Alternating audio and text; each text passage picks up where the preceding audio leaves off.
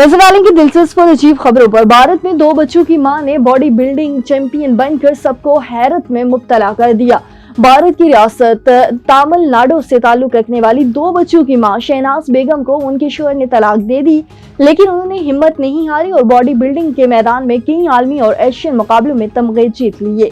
एक वाकया हाल ही में खबरों की ज़ीनत बना है, जिसने काफी लोगों को हैरान कर दिया। रिपोर्ट्स के मुताबिक जापान में एक खातून के साथ ऑनलाइन फ्रॉड हुआ, जहां एक शख्स ने खुद को रूसी खलाबाज जाहिर किया जो बैनुल अक़वामी हवाई स्टेशन में मौजूद है। जाली खलाबाज ने खातून से राब्ता करके कहा कि वो खला में फंस गया है और जमीन पर वापस आने के लिए रकम की जरूरत है।